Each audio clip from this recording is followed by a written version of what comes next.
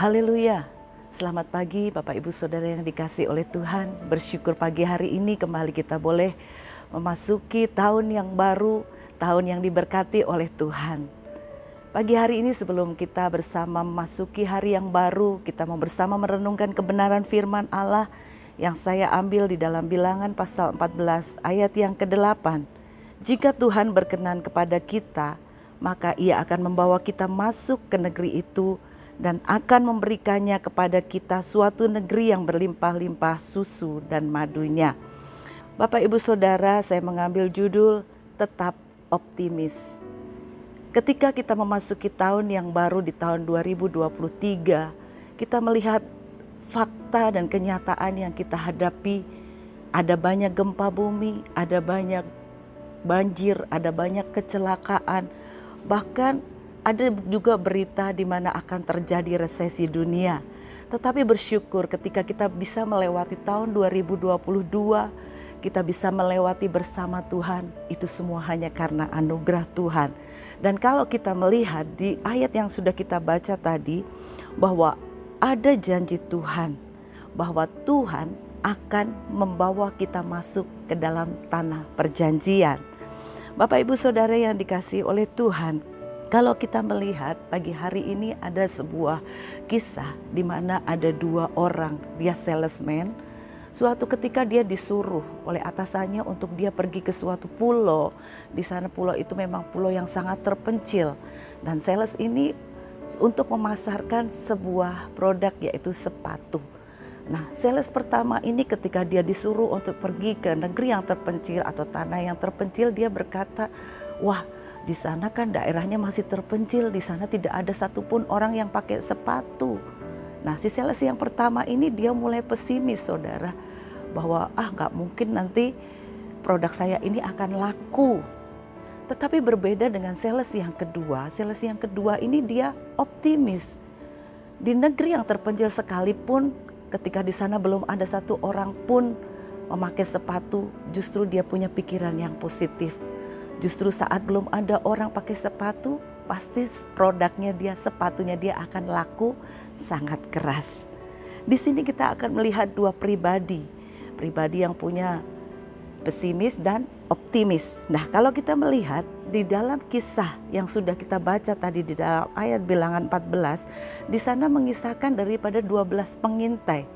12 pengintai ini disuruh oleh Musa untuk dia pergi mengintai tanah Kanaan.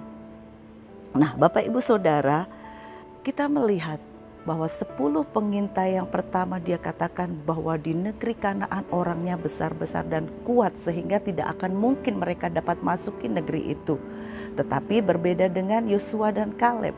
Yosua dan Kaleb dia punya optimis. Dia percaya ketika Tuhan beserta dengan dia dan ketika hidupnya taat kepada firman Tuhan dan dia yakin akan janji Tuhan, maka Tuhan sanggup menolong Yosua dan Kaleb.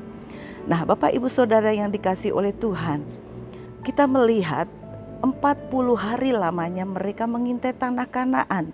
Mereka kembali dengan membawa hasil bumi yang luar biasa. Kalau kita membaca di dalam Bilangan 13 ayat 26, seharusnya para pengintai tersebut optimis. Mereka melihat tanah yang subur dan makmur yang akan diberikan Tuhan kepada mereka. Akan tetapi kita tahu kisah ini, 10 pengintai mereka pesimis. Tetapi 2 di antaranya yaitu Yosua dan Kaleb mereka tetap optimis, Bapak Ibu Saudara.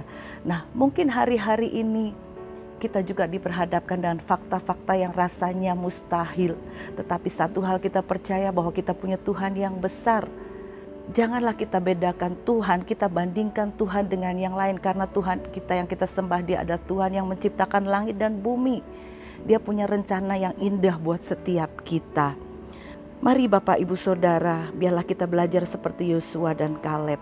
Sekalipun apa fakta yang ada di hadapan dia begitu menakutkan, tetapi dia tetap optimis.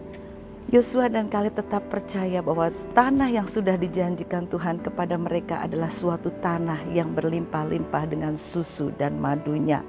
Yosua dan Kaleb tetap percaya bahwa janji Tuhan itu pasti berlaku. walaupun secara manusia rasanya mustahil. Kita percaya kita punya Allah, apapun keberadaan kita, kemustahilan apapun Dia sanggup. Apa yang mustahil buat manusia, tidak ada yang mustahil buat Tuhan. Apa yang tertutup di hadapan kita, Dia sanggup buka. Ada pujian mengatakan, Gusti Yesus kok dibanding-banding ke ora mesti kalah. Kalau manusia dibandingkan, bisa saja kita ini siapa? Kita manusia yang tidak mampu, tetapi Allah pencipta langit dan bumi, Dia selalu nyatakan janjinya dan rencananya buat setiap kita. Tetapi Tuhan mau kepada bangsa Israel juga, untuk bangsa Israel tetap setia kepada Tuhan dan tidak meninggalkan dan memberontak kepada Tuhan, maka pasti bangsa Israel akan mampu mengalahkan penduduk Kanaan. Nah, Bapak Ibu Saudara, kita percaya Allah yang kita sembah adalah Allah yang luar biasa.